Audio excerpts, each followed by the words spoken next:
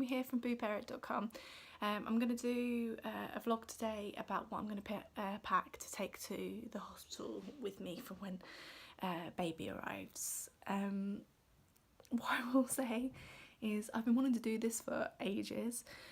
I'm now 37 weeks pregnant, so I've kind of left it to the last minute, and I'm pretty sure that the first time round with Theon, I mean, just generally, I felt like I had so much more time. I'm pretty sure that I had done all of this, had my bag packed, had his bag packed, Yanni's bag packed, and everything kind of like sorted and in place by week 14. It's week 37. I now have all the stuff that I want for my bag, so what I'll do is I'll go through it with you, and especially because it's the second time round now, I do feel a lot more confident about what to put in the bag and why I'm taking it. And I think as well that whereas last time I packed everything, anything anyone suggested to me, anything that I could think of, I packed it, and I took it, and I took multiples and multiples and multiples of everything, and it just wasn't needed. I didn't need half the stuff that I took, and also the whole maneuverability of having so many bags was a bit of a ball ache, if I'm honest. And so I think for me, the biggest thing about this video is showing you kind of like the essential stuff, or what I consider to be the essential stuff, and why. So for example, some bits that I will definitely be taking that I took last time include lavender oil. So with Theon, I think it was actually a week before I went into labour, my aunt Abigail actually suggested to take some lavender oil, and at that point I wasn't really kind of like an advocate of what she said, or really bought into it or anything, but I thought, well, you know, if someone's advised me to do it, and she has 4 kids, so she knows better than me, I'll take it, and if I need it, I'll use it. But it was really helpful. It didn't just help to calm my environment and to kind of like make me feel more relaxed, it also helped a lot with the pain.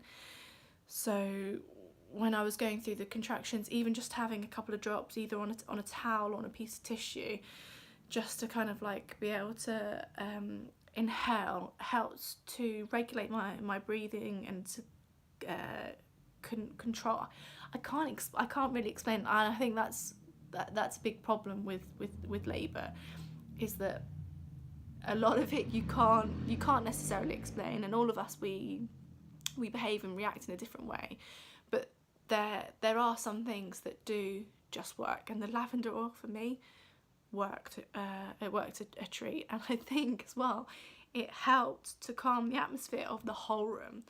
So even Yanni said that, you know, the biggest thing for him was that he was quite stressed, but he didn't want to show that to me. And so the lavender oil also helped him to feel calm and relaxed. And I think that's the biggest thing as well, that if you can control your environment a little bit, it helps you then to take control of yourself and what you're going through, and to be able to focus, and to be able to not necessarily go au naturel, because if you need drugs, you take those drugs, but you need your mind to be as focused as possible for you to be able to know what you want to do next, and for you to be able to articulate, look, this is what I need. Because especially the first time round, especially if you're going in for baby number 1, you will have a lot of people asking you questions, telling you things, and you're trying to remember all of those bits of information that you had been drip fed from the consultants, from the midwife, from your NCT groups, or whatever kind of like birthing groups that you go to, and you find quite easily that you just end up feeling like you've got brain gas, you know, and that you're just farting out all these different things, as well as trying to control your pain, your own anxiety, and your experience. Because obviously there are things that you want, and for me, the lavender oil, it sounds so trivial, but the lavender oil was a big help in making me feel grounded, so that I could do that. The other things that I'll be taking, so for Theon, we use the lanolin. I don't know, what do you call it? Do you call it a cream? Do you call it an oil? It's the little purple tube, and it's basically for sore and cracked nipples. It says that it soothes and protects, but it's an instant healer. It helps the skin to reconnect and re-heal very, very quickly, which is what you need, especially if you're breastfeeding.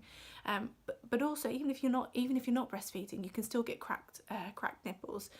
I don't know about you, but for me, my skin at the moment, from all the hormones, is really, really, really dry, and one of those areas where, you know, whether you're going to use them or not, they've still gone through a process. This was brilliant. I didn't have it with me last time. I didn't know that this existed until a couple of days after I gave birth, and the health visitor advised us to get this. And it's one of those things that I think with most mums that you speak to, they'll be like, oh yeah, got this by the ton loads. But I had never heard of it. My mum's a midwife, and I'd never heard of it before. It's 100% natural and hypoallergenic. It's safe for mum and for baby, so you can put it on, and you don't have to wait for it to like absorb in or to wipe it off before you feed the baby. I think it's made from like sheep fleece oil. So you do with that information whatever you want. You can also use Vaseline, but for me, this was the best.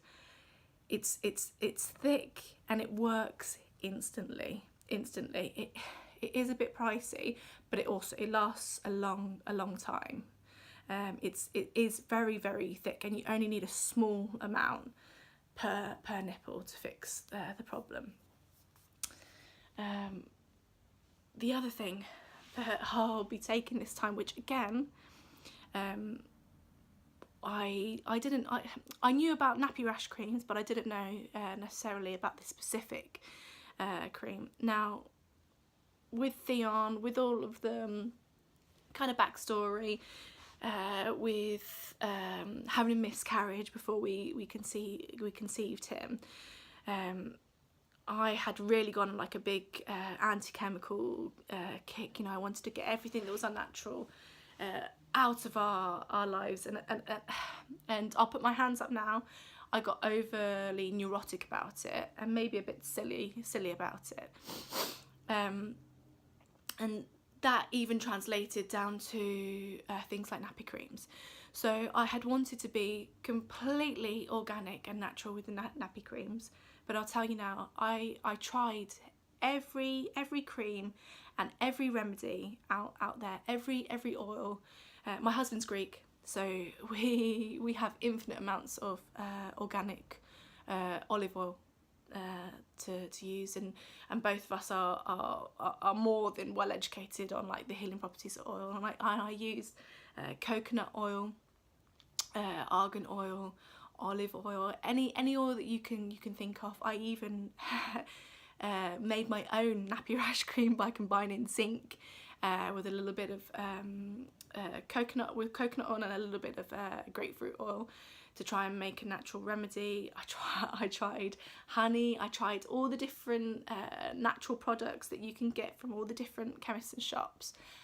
And the problem is that with a newborn baby, no matter if you're breastfeeding or you're bottle feeding, their stomach is going through this new process of feeding, and their skin is suddenly being exposed to the the outdoor elements, outside of your body.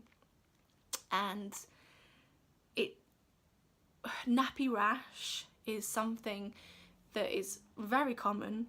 It happens very easily, but it can also escalate very, very easily. And the only thing that I found that worked, and again, it was the health visitor and the midwife that recommended it after, was Pep&co. So this time I'll be taking some Pep&co with me, just in case. I probably won't need to use it in the early stages, but I've got it ready this time. So I've got it to hand. And this actually was free. It's one of the minis that you get in your Emma's Diary bags.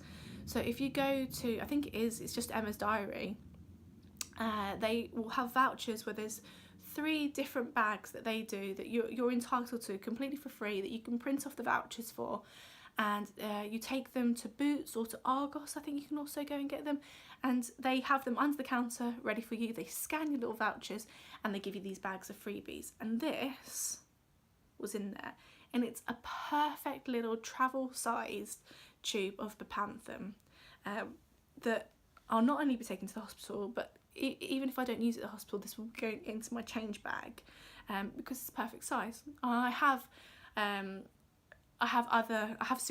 I have other creams that I use that are all on the changing table here at home, but it's always nice to have a small one, that you can put in your changing bag, that's not going to bulk out the bag or weigh it down too much.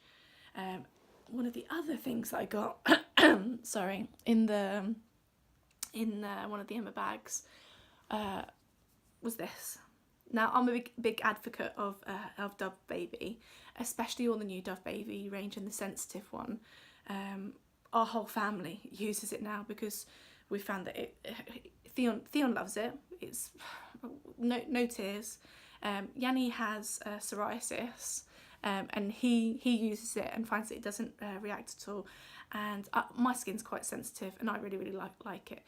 This is like a little mini head to toe that I got in one of the Emma's Diaries bag that I'll be taking with me, because I can pack it and use it for showering at the hospital, and I can use it for washing my hair and my body. It's for everything. So that again was another freebie that came with the Pep&co, which would definitely be going with me. I'm trying to think what else. So I'll pick a few things out and I'll go through everything. So pyjamas. I'll be taking some old sleep shirts with me for birthing. I'm going to try and have a water birth, but I'm open to what might happen. With Theon, we started in the water, and I went all the way to 10 centimetres in the water with him, and then at the last moment, once I'd gone into like second stages, he got stuck, and I ended up having to be taken out of the water and taken upstairs to have an epidural to calm everything down, and then an episiotomy to get him out. So I'm open to everything, but what you will need is old nightshirts for birthing in, that you don't mind them getting ruined, and then you will want some nice new comfy cotton PJs for afterwards. But what I would say is, and this is something I struggled with, you don't want to spend a lot of money. You want to make sure that they're good quality, 100%. So you want something that's going to be cotton. It's going to be nice and light and easy for you to wear. Get something that's loose fitting. That's not going to be tight. Something that's appropriate for you to walk around the hospital wards, if you because you're going to be around other people. If you have to stay. But what I found was most places that I went to, pyjamas are so expensive. It's especially decent quality cotton pyjamas. And I went to all my favourite places. like H&M, Gap, the White Company. You know, they all have these lovely loose fitting cotton pyjamas, and I couldn't find anything that was less than, say, between 60 and 90 pounds for a pajama set. You know, and don't do it. Don't do it, because it sounds horrible, but there's going to be leaking. There's going to be a possibility that you are gonna leak on these pajamas, and they're gonna get grotty. With Theon, his first poo that he had, oh my god, it was an absolute nightmare. And like the first poo that they do, it's like this sticky tar, you can't get rid of it. It went everywhere, and it was actually so bad that we got told off a little bit with how we dealt with it, because me and Yanni were both like, what the? And I definitely got poo on me, on the bed, everywhere. And that first poo, it doesn't happen again, but it's quite difficult to get out of your clothes. There are a range of bodily fluids that you could possibly be getting on these pajamas that you may never want to look at or reminisce about ever again, and that you may not be able to get out of your pajamas. So don't spend a lot of money. I found some really nice pajamas from Next. And the sizing that they had, I think it went right up to XXL, so I didn't have to go to maternity. And I got extra large because I want to be comfortable, but also it's a 2-piece set, so it's a t-shirt and trousers, and I wanted the t-shirt to be long enough that if I was too hot, because in the wards, because the babies, because they're trying to maintain the temperature for the babies, because babies can't thermoregulate. The wards are really, really hot, so you do want to be able to change your layers. So I got extra large because it means that I can take the trousers off while I'm in bed, and the shirt will be long enough to cover my butt. So it's just basic grey t-shirt, loose fitting t-shirt with matching pyjama bottoms. Again, nice loose fitting, fully covering, you know, so you don't have to worry about anything. You know, you might end up going into labour so quickly that you don't have time to shave your legs, for example. So take some trousers, because if you're walking around the ward, it'll make you feel better too. If your legs aren't shaven and you need to be fully covered. Although, let's face it, we're all in the same boat. You know, everyone's been there and done that. But those pyjamas, they were only £15. So for me, that's perfect. They feel lovely. They're cotton. They look nice. They're not fancy or frilly, but they're going to be comfy and they're going to do the job. And if they get wrecked, they can go. Another thing, clothing wise, is knickers. Now, sorry, a lot of people use disposable knickers. For me, I don't see the point in them. I find them a bit irritating, and they're not very comfortable. And last time I think it was Pep&co I went to, and I found knickers for as little as like 20p a pair, and I took those. Most of them, I didn't ever wear them again, but I wore them for the labour and post labour. Do you know, when you've still got your towels down there, and the thing is that if you're going to have disposable knickers anyway that you're going to throw away, you might as well have comfy reusable knickers if you can get them just as cheap. Which I did. You know, 5 pairs for a pound. They were a lot more comfortable. Some of them I threw away because they were too saturated or they were too stained.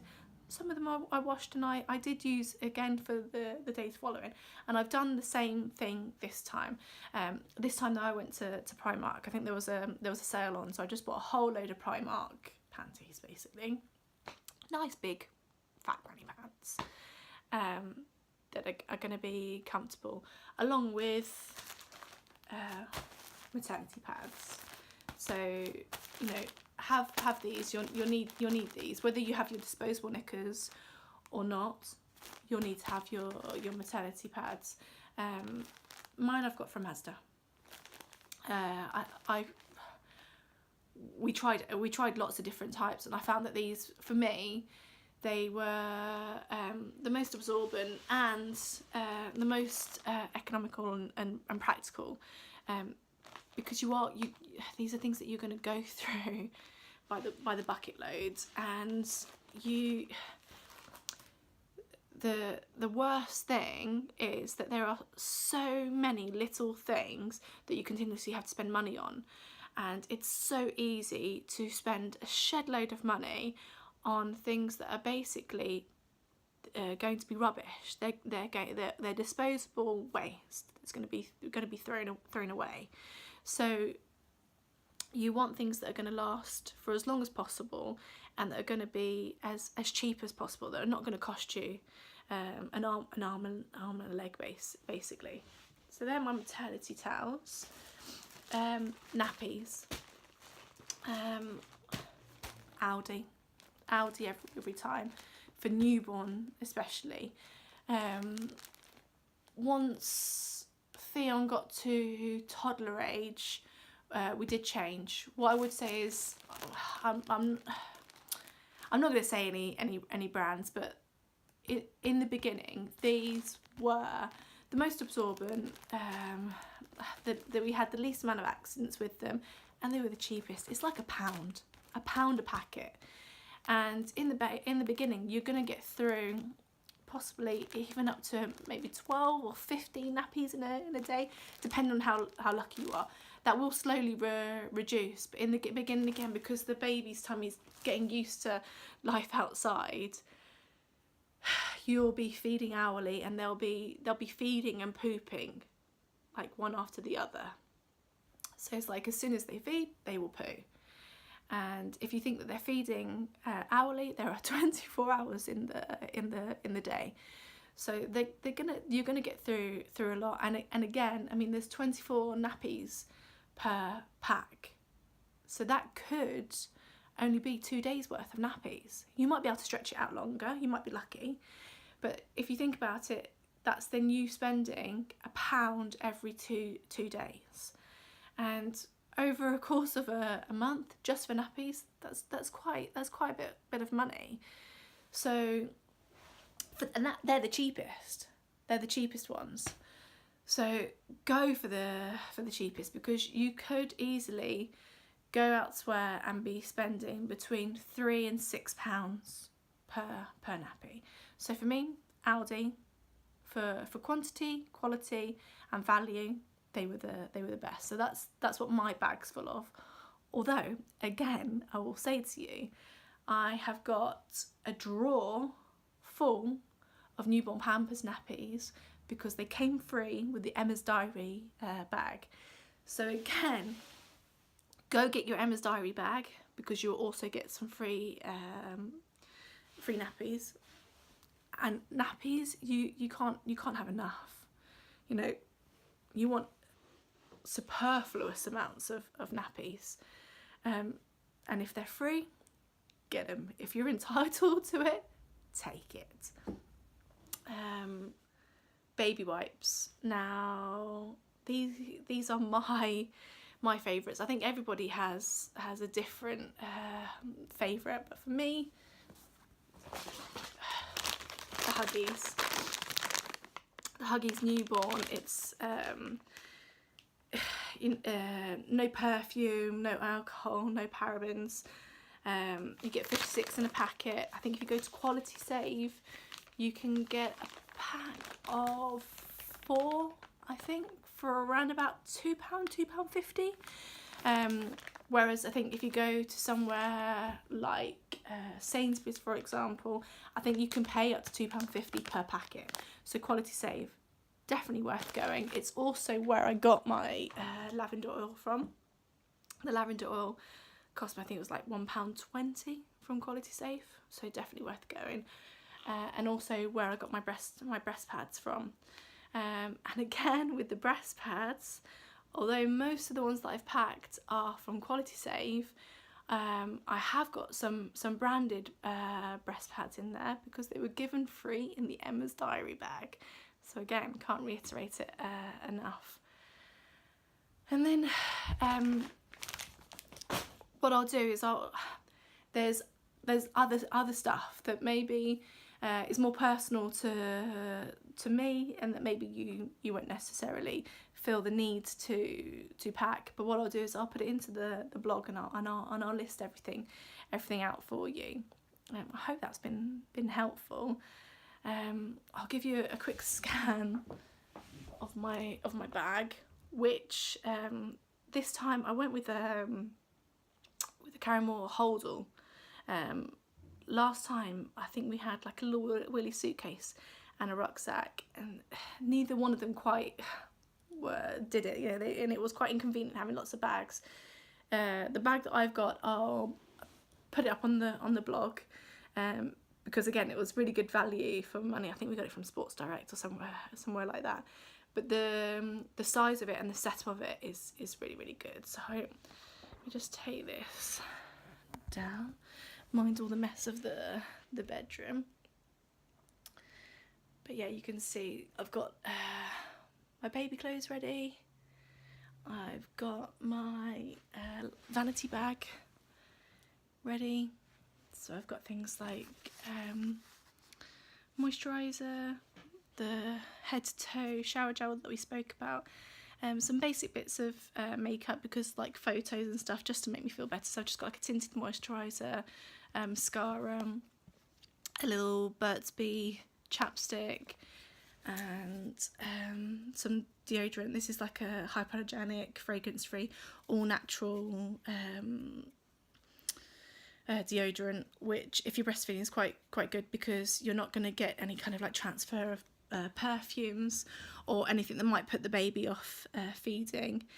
And then there are some little sweet bits. So for example, a little toy that we got in the baby shower, which again, you'll get like the bounty people that come around to take photos, and they always suggest to have like a blanket and a teddy, but to take photos. But you can also do that yourself. So I've got a little teddy for first pics, sleep bag, and that's about it really. Anything else that I think of, and all the other stuff that I'm taking that might pop up. So for example, like change of clothes, I'll list that all in on the blog, and you can use the information from the blog combined with the vlog to help you pack your bag. But what I will say is enjoy it. Take your time to get stuff together that you want. Think about what you want. Listen to what other people say. And just think about the experience that you want to have, and what might make you feel better, feel calmer, feel more confident, and feel more relaxed. It can be stressful, and if it is your first time and you want to take everything. You don't have to listen to me. I'm just putting it out there, what I'm doing, just because from my experience. If I could have had maybe a bit more of a concise idea of what to take, it would have been a lot easier. And also, the information that I'm giving you now, it's not just from my experience. I've got two sisters that have also given birth around the same time as I did, and a sister-in-law that also has. My mum's a midwife. I'm one of six kids, so it's kind of all the information that I've collected from them and then tried and tested. So that's it. Good luck. Have fun. As they say in Greece, me and apono, which means I wish that it will happen with just one pain and one push. I'm sure it's only going to sting a little bit, but until next time, see you later.